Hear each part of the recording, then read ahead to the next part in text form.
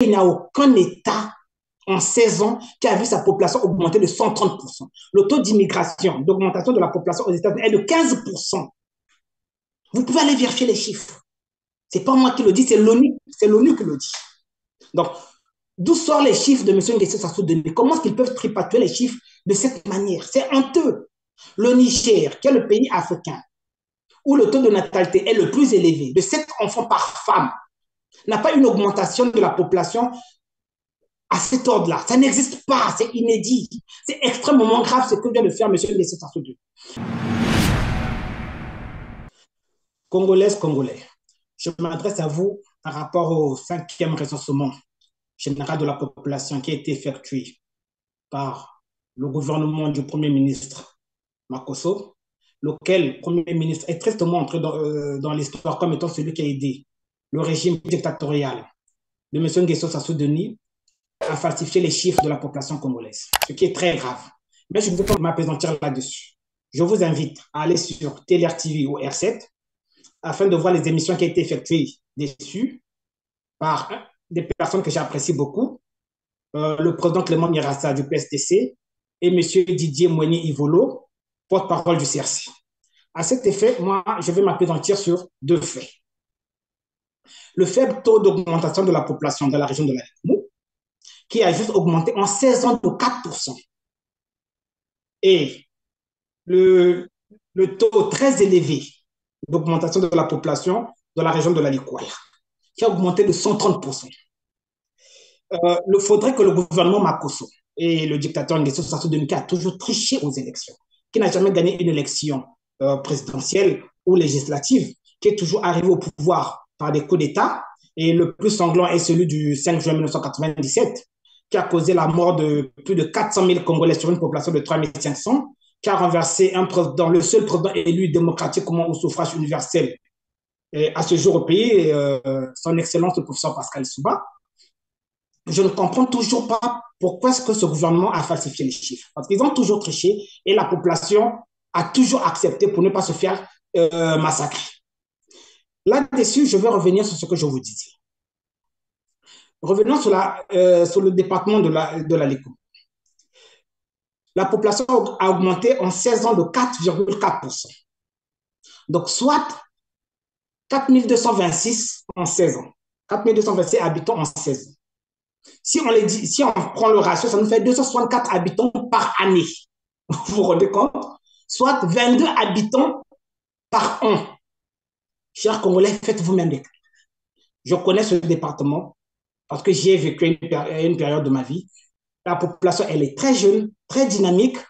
On ne peut pas nous dire que la population augmente de 22 habitants par année. C'est faux. Soit le taux de mortalité est très élevé, ou la population n'arrête pas sur place pour immigrer, vers où c'est au gouvernement de nous le dire. Et ça signifie que le gouvernement a échoué dans ce département.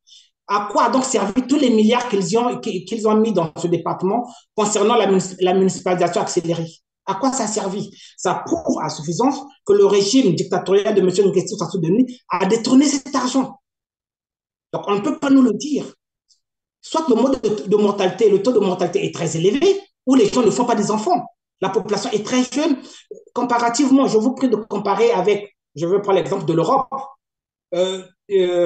l'Italie, qui est un pays vieillissant, vous le connaissez très bien, mais il n'a pas un taux d'augmentation de la population très faible comme ça en Italie. Et ça n'existe pas. C'est inédit ce que vient de faire le gouvernement Makosso, soutenant le régime dictatorial de M. Nguesson Sassou Nguesso. C'est inédit et c'est très grave. Une fois lors d'une réunion avec des amis, nous discutions et c'était un groupe de réflexion, les amis de la République. Comme ça, à la fin de la réunion, on s'est dit, le monsieur Nguesson Sassou Nguesso, il est tellement méchant. Est-ce qu'il ne va pas falsifier les chiffres de la population pour mettre un jour les Congolais en difficulté? Effectivement, voilà, nos réflexions il y a 6 ans se sont réalisées. Parlons de l'augmentation de la population de la région de la Likoala. Cette population a augmenté de 130%. Le pays au monde où le taux d'augmentation de la population est le plus élevé, c'est les États-Unis. Je vous prie très humblement de vous rapprocher des statistiques américaines. Vous ne verrez, il n'y a aucun État en 16 ans qui a vu sa population augmenter de 130%. Le taux d'immigration, d'augmentation de la population aux États-Unis est de 15%. Vous pouvez aller vérifier les chiffres. Ce n'est pas moi qui le dis, c'est l'ONU qui le dit. Donc, d'où sortent les chiffres de M. Nguessan Sassou Nguesso? Comment est-ce qu'ils peuvent tripatuer les chiffres de cette manière? C'est honteux.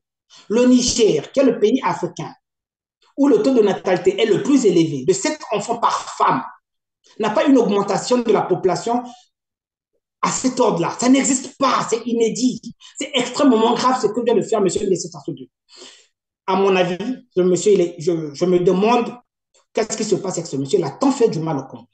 Il a tant fait du mal à ce peuple, détournement des fonds publics, des données publiques, des fonds publics, des génocides, Ikonongo dans le pool, pour ne pas dire dans le sud du pays, mais précisément dans le pool, il a tellement fait du mal.